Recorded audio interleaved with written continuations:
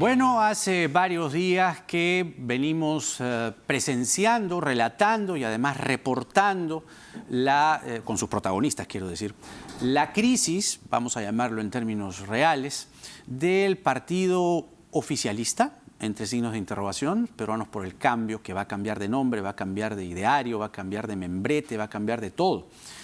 Y aquí Juan Cheput ha dicho que él no se siente oficialista, que es más, se siente opositor. Entonces, claro, cabe preguntarse dónde está el oficialismo, si es que este existe.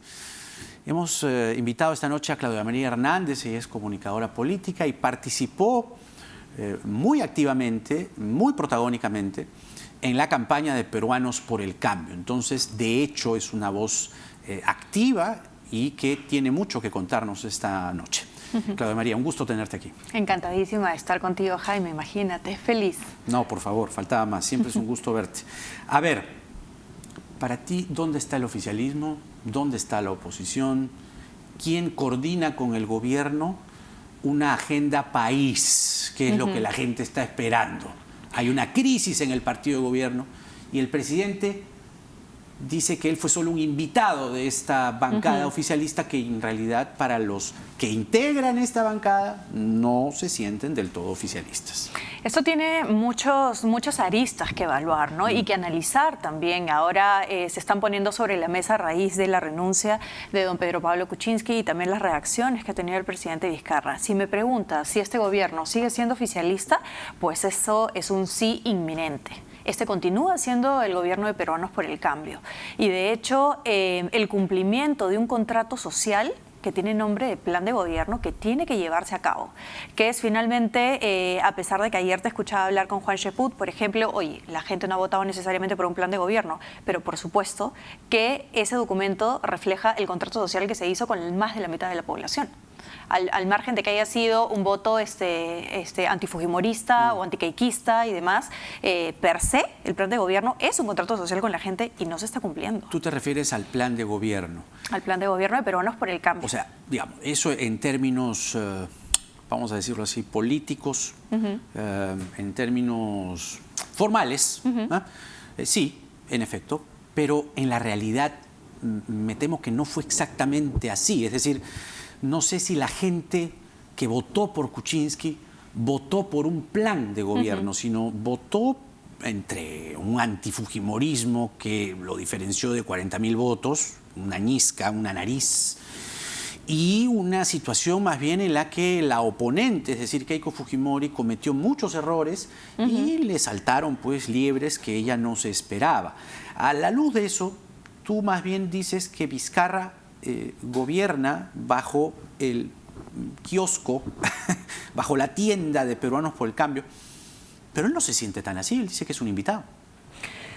Si empezamos a hablar de invitados, no invitados, de militancia o no militancia, estamos hablando pues de una deslegitimación de la gran mayoría de partidos que nosotros tenemos, que no son necesariamente un sistema de partidos, ¿cierto? ¿El presidente, dices tú, deslegitima a Peruanos por el Cambio cuando hace esa afirmación? No, de hecho lo que me refiero es que al margen de uno ser militante o autocalificarse como invitado, que de hecho en la práctica, en la praxis lo es, ha sido invitado por Peruanos por el Cambio para formar parte de una plancha y asumir el rol de vicepresidente, apostando por un proyecto que se llama partido de gobierno hoy en día y que a pesar de la renuncia de don Pedro Pablo Kuczynski y todo lo que sucedió después en cuanto a crisis política, continúa siendo el plan de gobierno, el partido oficialista y es una gestión oficialista. La pregunta es si Vizcarra está llevando adelante ese plan.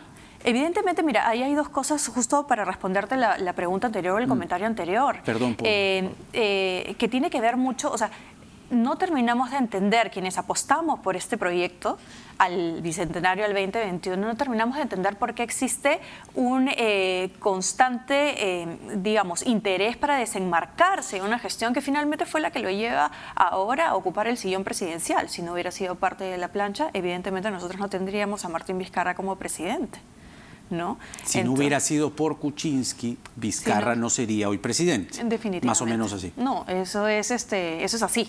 ¿Pero sientes que ahora más bien él trata de desmarcarse de Kuczynski? Irrazonablemente, porque en realidad ser oficialista no es el cuco, ¿cierto? Llamarse oficialista no es el cuco. Estamos hablando del cumplimiento de proyectos que eran muy emblemáticos de un plan de gobierno de primer nivel que de cara al bicentenario tiene que dar cifras concretas de crecimiento y desarrollo, porque el éxito de la gestión de Martín Vizcarra va a ser el éxito de 32 millones de peruanos, claro, finalmente. Pero no se terminan de dar cuenta de eso. Claro, pero digamos, cuando dices oficialista entiendo que lo que quieres decir es Pepe Causa, digamos, ¿no? O sea, Vizcarra no lo siento necesariamente Pepe Causa. ¿Coincides tú con eso? Es decir, él más bien lo que trata es no ser Pepe Causa. Las últimas declaraciones que ha dado don Martín, así le digo yo, las últimas declaraciones, siempre lo traté de usted, igual a Pedro Pablo Kuczynski le decía don Pedro Pablo. Siempre tan respetuoso. Básicamente lo que te quería comentar ahora es mucha agua pasó debajo del puente. Habría que preguntarle directamente al presidente Martín Vizcarra qué es lo que lo ha hecho sentir como siente en estos días. Las últimas declaraciones que le ha dado a muchos nos sacan de órbita, a muchos, quiero decir, a activistas que fuimos permanentes en la campaña de Peruanos por el Cambio. ¿Por qué? Y una legión de jóvenes cuyo talento no ha sido aprovechado para capitalizar, por ejemplo, el reto del presidente Martín Vizcarra. Han debido de continuar con ese semillero de líderes políticos que hay esparcidos a nivel nacional y que hoy por hoy se sienten parias de la gestión actual de turno. Pero con muchos de ellos yo dice... mantengo contacto y eso es lo que me dicen. Muchos de ellos. ¿Cuántos más o menos, a grosso modo? A nivel nacional estamos me imagino que Peruanos por el Cambio llegó a superar los 2.000 articuladores políticos en las distintas regiones. A nivel nacional. Y estamos hablando de gente entusiasta que no cobraba pues ningún salario, ni tenía que no tenía ningún otro ímpetu más que colaborar con la campaña, llevar a la presidencia a Pedro Pablo Kuczynski, y obviamente sienten que Martín Vizcarra fue la sucesión de Peruanos por el Cambio a la salida de Pedro Pablo Kuczynski y no se ha capitalizado el talento político que hay a nivel nacional. Eso es bien interesante, mira. O sea, dice, son 2.000, grosso modo, de jóvenes, impetuosos, articuladores, como lo llamas. Articuladores que natos. Trabajaron en la campaña de Peruanos por el Cambio y que esperaban de alguna forma colaborar ahora con Vizcarra, pero que sienten que Vizcarra no les parabola, digamos. Se siente que se ha descuidado el propósito para el cual ellos estuvieron insistiendo tanto tiempo. O sea, la gente que finalmente apoyó la campaña del 2016 es gente que estuvo 5 años antes, 4 años antes, entonces no podemos descuidarlos. Y recientemente, justo uno de los... No puedo decir el nombre, pero una de las personas de máxima confianza que estuvo impulsando el movimiento de la juventud Pepe Causa, se comunicó conmigo y me decía, Claudia, realmente nosotros sentimos que no tenemos un líder, no tenemos a alguien que caracterice lo que va a ser el gran proyecto por el que luchamos al Bicentenario. Entonces, eso es lamentable porque se tiene que ver, al contrario, no desenmarcarse este grupo, ni mucho menos del partido político, sino darle continuidad a planes y programas que estaban perfectamente articulados, que empezaron muy bien los primeros 16, 18 meses del gobierno de Pedro Pablo Kuczynski en sus 2 distintos gabinetes y que hoy por hoy están totalmente descuidados. Y no son cosas que yo digo simplemente porque estamos conversando en términos ligeros, sino son indicadores que están colgados en el Ministerio de Economía y Finanza sobre el porcentaje de ejecución presupuestaria por sectores, que lamentablemente no ha sido muy alentador al cierre del año 2018. Entonces ahí tú te das cuenta de que esta constante desenmarcación de lo que fue Kuczynski sí está cobrando ahora de méritos en la gestión Vizcarra porque se ha descuidado justamente la proyección al Bicentenario. Entonces, estamos concluyendo en primer término que Vizcarra no se siente parte de Peruanos por el Cambio, y será eso lo que explica la situación entre él, su ejecutivo, su gobierno y la bancada de Peruanos por el Cambio, que es una bancada que hoy por hoy está a la deriva, está atravesando una crisis severa, tan severa que el nombre lo van a cambiar, el ideario lo van a cambiar. Es decir, ¿cuál es el oficialismo ahora? Cheput dice que es la bancada liberal. Ayer lo escuché aquí en tu programa decir que ahora él se considera un congresista de oposición a la gestión de turno, ¿Cómo ¿no? explicas eso? Lo cual es, digamos, es bastante preocupante. La bancada oficialista ha debido de tender excelentes puentes con el presidente Vizcarra y ha debido de ser una relación bilateral, no unilateral. ¿Y por qué digo unilateral hasta el momento? Porque hasta ahora hay reclamos como del congresista Meléndez que demanda mucho más participación en sesiones de coordinación y de impulso para impulsar gestiones para cada una de sus regiones con el presidente Martín Vizcarra, y se ven aproximadamente cada semana y media, cada 2 semanas. Eso es lo que declararon recientemente. Entonces, tiene que ser un interés bilateral de querer restituir las conexiones entre la bancada oficialista, entre el gobierno central que representa a Martín Vizcarra, y también trabajar activamente con los gobernadores regionales, locales, a través de los GORE ejecutivos, claro, los MUNI ejecutivos y todos estos programas que finalmente, trabajando en equipo, sumarían muchos réditos para el cierre del quinquenio. Lo que tú dices es bastante elocuente, muy bien articulado, pero me temo que desde Palacio no miran una alternativa así, sino recogiendo, digamos, las quejas de los, todavía podemos llamarles Pepe Causas.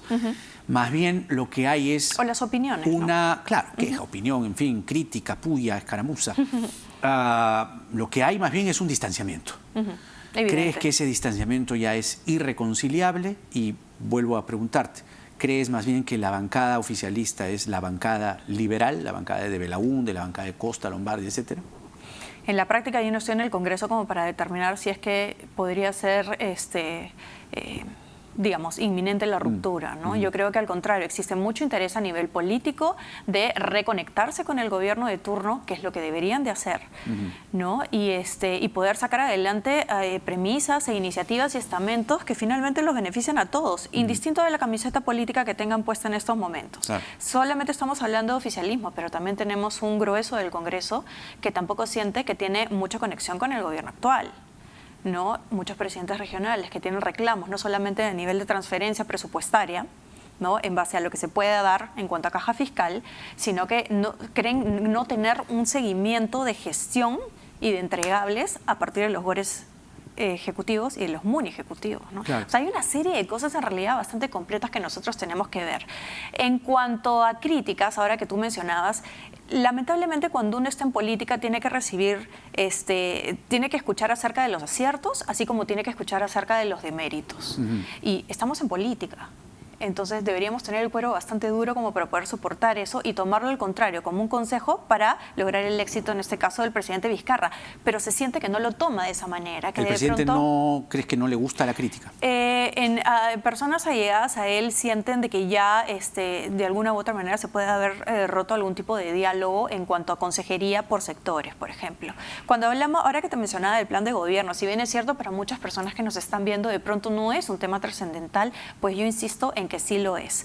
Acuérdate que una de las políticas del doctor Kuczynski era, por ejemplo, las redes de agua potable y de alcantarillado y las conexiones de desagüe y todo lo que se tenía que hacer en las poblaciones más vulnerables. Hablaba del tren de cercanías, de la conexión Huacho-Ica, ¿no? Se hablaba de otros proyectos que eran bastante, el proyecto Sierra Azul, en proyectos de vivienda, se esperaba muchísima ejecución presupuestaria para el 2017, para fines del 2018 y lamentablemente eso no se ha dado.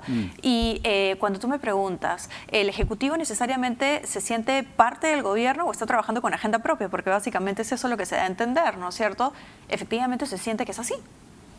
Porque también tenemos un tema de falta de competitividad y capacidad de gestión del Ejecutivo, que no está dando necesariamente la talla que debería demandar el presidente Martín Vizcarra. Es decir, lo que estás, digamos, apuntando es que Vizcarra no tiene un plan. O sea, Vizcarra no está siguiendo por lo pronto el plan de Peruanos por el Cambio y eso es lo que se ve a grandes rasgos. Y los indicadores son los que hablan por sí solos. ¿Y qué plan crees que está siguiendo?